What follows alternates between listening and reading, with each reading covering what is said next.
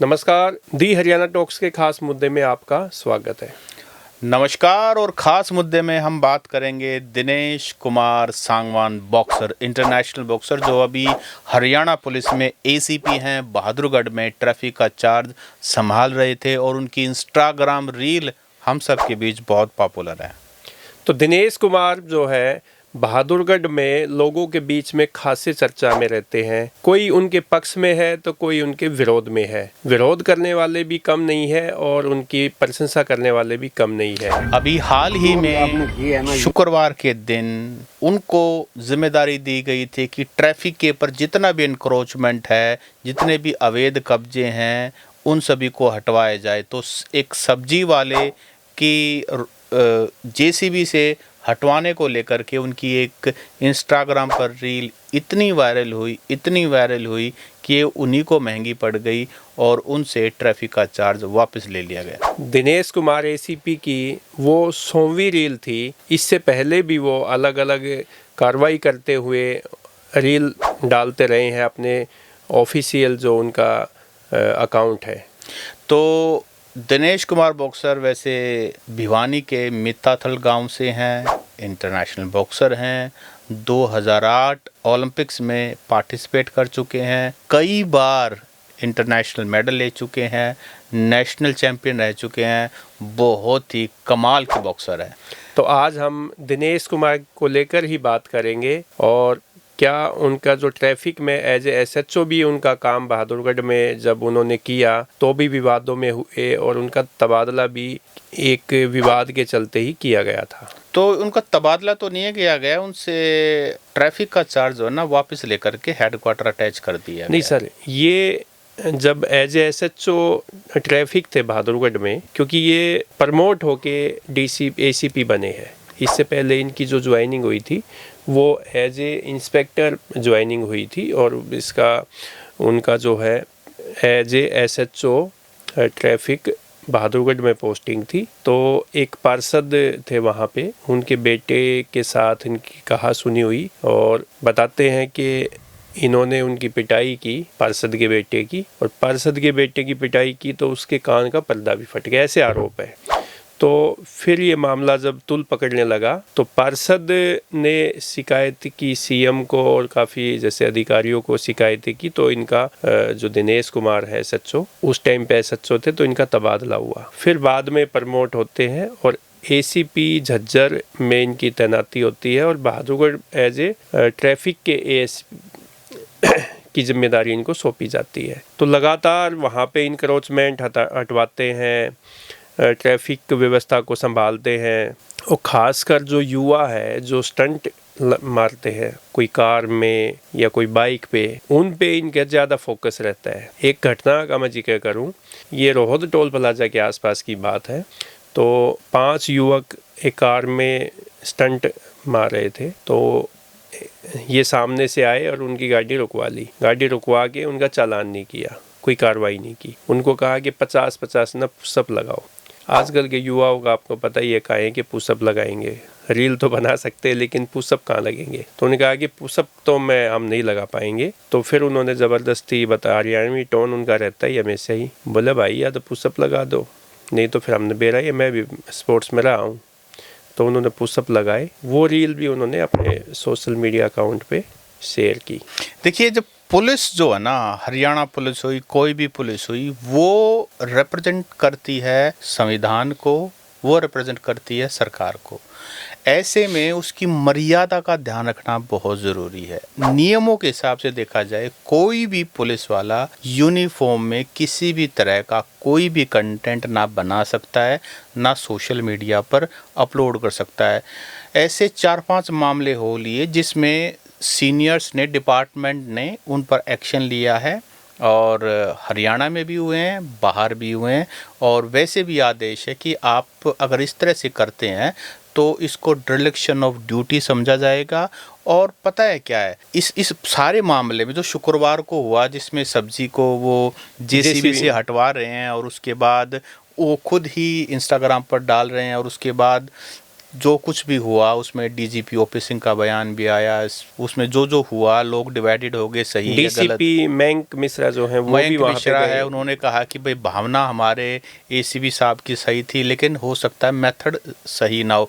इसमें असली मामला जो समझ में आ रहा है ना मोटा मोटा, वो ये है कि जो कुछ भी दिनेश कुमार सांगवान ने किया वो सही था, उसमें कोई गलत नहीं। लीगली उनका काम ही ये है, जहाँ भी इंक्रोचमेंट होगी वो ट्रैफिक व्यवस्था को संभालेंगे और एनक्रोचमेंट को हटाएंगे। उसी की तनख्वाह उनको सरकार देती है, पुलिस डिपार्टमेंट देता है। लेकिन उस कंटेंट को सोशल मीडिया पर जब आप डालते हैं, इंस्टाग्राम पर आप डालते हैं, तो कहीं ना कहीं शोहरत पाने की और वायरल होने की, जो वायरलिटी की बीमारी है और शोहरत की बीमारी है, लोग इसको इस एंगल से देखते हैं। मुझे लगता है इन पर जो एक्शन हुआ है ना, वो एक्शन भी सोशल मीडिया के माध्यम से शोहरत और वायरलिटी, ये जो नशा इनको बहादुर डालने के बाद चढ़ा है ना, जिस किसी ने भी इनको सलाह दी हो, क्योंकि इनका तो काम अब तक रहा था रिंग में गुस्से मारना और सामने वाले को चित करना। लेकिन आप जब एक अफसर होते हैं तो आपके ऊपर बहुत सारी जिम्मेदारियां होती हैं और जनता की आपसे बहुत सारी अपेक्षाएं होती हैं, और आपको एक हद में रह के नियमों का पालन आपको करना होता है। अगर आप इस तरह से यंगस्टर्स की तरह आप ड्रेस के अंदर अपने एक्शन को अपलोड करेंगे तो उसके बाद ओपिनियन तो डिवाइड होनी ही होनी है। हालांकि कुछ लोग उनके पक्ष में आए जैसे आपने कहा, और कुछ लोग भी पक्ष में हैं कि भाई ये तो गलत है। आपके सामने ताकतवर लोग भी हैं, आप उनका क्यों नहीं एनक्रोचमेंट किया हुआ है, उनको क्यों नहीं आप हटाते? बहुत सारे कॉलोनाइजर्स हैं, उनको आप खाली करवाइए ना। आप गरीब आदमियों पर भी आपका डंडा चलता है।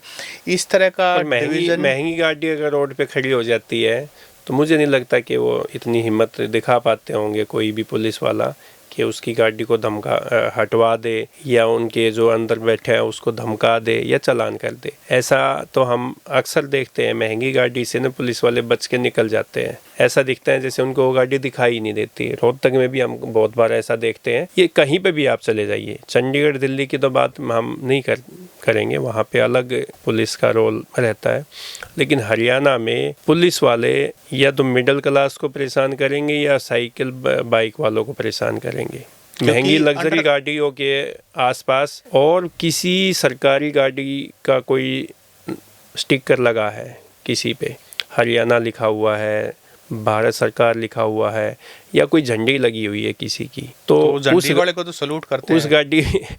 उस गाड़ी की तरफ तो ना आंख बंद कर लेते हैं कबूतर की तरह। देखो 8 अक्टूबर 2024 को परिणाम आए थे विधानसभा के, उसके कुछ दिन बाद रोहतक के नए एसपी आए थे नरेंद्र बिजारनिया, जो पिछले दिनों काफ़ी विवाद में भी रहे। तो उसके बाद मैंने देखा कि पूर्व मुख्यमंत्री हुड्डा साहब के परिवार का ही कोई बंदा था और उनकी फिल्में उतरवाई जा रही थी बाकायदा रोड पे खड़े होकर के, और वो फ़ोन मिला रहे, और वो जो पुलिस वाले थे वो किसी की नहीं सुन रहे, और उन्होंने सारी उनकी फिल्में जो है ना वो सारी हटवा दी।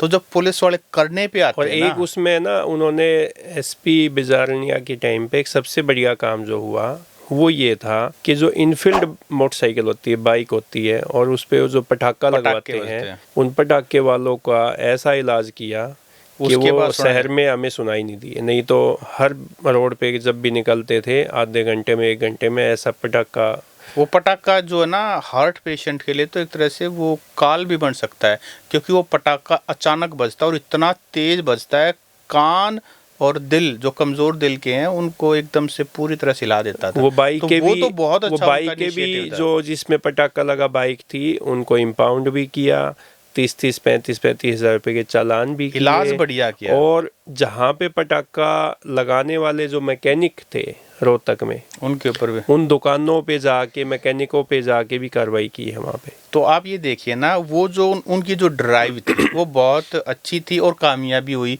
क्योंकि उन्होंने उसको सोशल मीडिया पर नहीं डाला।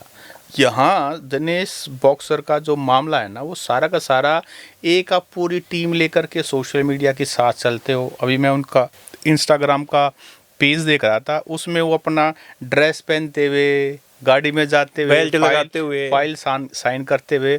अरे भाई, ये वर्दी जो है ये आपकी निजी प्रॉपर्टी नहीं है। वर्दी ये डिपार्टमेंट की है, सरकार की है, संविधान की है। ये देश की जनता ने आपको एक जिम्मेदारी के साथ ये ड्रेस दी है। मुझे ऐसा लगता है आप अपनी शोहरत के लिए यूज नहीं कर नहीं, सकते। मुझे ऐसा लगता है कि दिनेश जो है वो प्योर बॉक्सर रहे हैं, क्योंकि आप ये देखिए 2001 के आसपास आप बॉक्सिंग स्टार्ट करते हैं, आप 10 साल नेशनल बॉक्सर रहते हैं, नेशनल चैम्पियन। फिर आप 2008 में ओलंपिक में भारत का प्रतिनिधित्व करते हैं। फिर आप कॉमनवेल्थ में गोल्ड मेडल जीतते हैं, एशियन गेम्स में आपको अर्जुन अवार्ड मिलता है, आपको हरियाणा सरकार से भीम अवार्ड मिलता है। वो प्योर बॉक्सर थे। तब तक उनको ये जो सोशल मीडिया की इनकी मुझे नहीं लगता कि कोई ज़्यादा सा चस्का, जो कहते हैं हरियाणा में भाई, चस्का होगा। लेकिन जैसे ही ये पुलिस में अब ये एज ए SHO ने ज्वाइन किया, फिर उसके बाद ACP बने, उसके बाद तो ये लगाओ कि वो सोशल मीडिया के ना दीवाने हो गए। नहीं, उसके बाद उनकी कितनी सारी फोटो पसीने में तरबतर पसीना पूछ रहे हैं, वो सारा का सारा इंस्टाग्राम। देखिए, इसका एक पॉजिटिव पहलू भी मैं बताऊं आपको। दिनेश कुमार सांगवान जैसा इंटरनेशनल बॉक्सर हरियाणा पुलिस का ACP है, तो इसका एक जब वो इस तरह से इंस्टाग्राम पे डालते हैं तो जो युवा पीढ़ी है वो भी प्रेरित होती है कि मुझे भी इसी तरह से अच्छा खेल खेलना है। कद जबरदस्त है, 6 फुट से अच्छा ज़्यादा खेल खेलना है और स्पोर्ट्स कोटे से मुझे जो है ना नौकरी पानी है। इसी तरह से मैं भी दिनेश कुमार सांगवान बनूंगा। और इसके साथ साथ मतलब जब आपकी मतलब नशे पते से दूर रहेंगे तो इसको एक पॉजिटिव पहलू भी देखो, पॉजिटिव है। लेकिन मुझे लगता है कि ये साउथ की मूवी ज़्यादा देखते हैं, जैसे सिंघम एक मूवी थी, सिंघम, तो ये हरियाणा के सिंघम हो सकता है। लेकिन कुछ भी कहो, मैंने जितना भी इनकी तो नीयत तो ठीक रहती है लड़के की। मैं ना दिनेश सांगवान की ना नीयत मतलब ठीक रहती है। ठीक है, वो देखो ये पुलिस कंडक्ट रूल्स के हिसाब से तो ठीक नहीं है। आप इस तरह से वर्दी में आप डेली पोस्ट इंस्टाग्राम पर्सनल उस पर डाल रहे हो, ड्रेस में डाल रहे हो, ये नियम के तो बिल्कुल खिलाफ है। एक और अधिकारी हैं जो ऐसे ही सोशल मीडिया पे एक्टिव रहते हैं, भट्ट है वो अपने, हाँ चलो, वो DTP पुलिस डिपार्टमेंट में नहीं है, वो DTP है। वो भी कुछ ऐसे ही रील्स डालते हैं, तो ऐसे ही वायरल रहते हैं, सोशल मीडिया की एक पूरी टीम लेके साथ घूमते हैं। हरियाणा एम्प्लॉइज जो कंडक्ट रूल उनके हिसाब से तो आप इस तरह से निजी आप कंटेंट नहीं बना सकते, नहीं डाल सकते। लेकिन चलो, सरकार है, जब तक आपका चल रहा है। तो भाई दिनेश कुमार सांगवान ACP बहादुरगढ़ ट्रैफिक, जैसे उन पर कार्रवाई हुई है तो बहुत सारे लोग उनके पक्ष में भी आए हैं। जैसे Gajendra Phogat, OSD2 chief minister. Gajendra Phogat का कहना है कि भाई गरीब हो या अमीर हो, नियम सभी के लिए एक है और पुलिस सिर्फ अपनी कार्रवाई कर रही है। यहाँ तक बात सही है, लेकिन क्या नियम वाकई में अमीर के लिए भी ऐसा ही है? ये ज़रूर एक सवाल। क्या इसी सख्ताई से अमीर से पूछा जाता है? पूछा जाना चाहिए, यहाँ तक तो बात ठीक है, लेकिन क्या ऐसा होता है?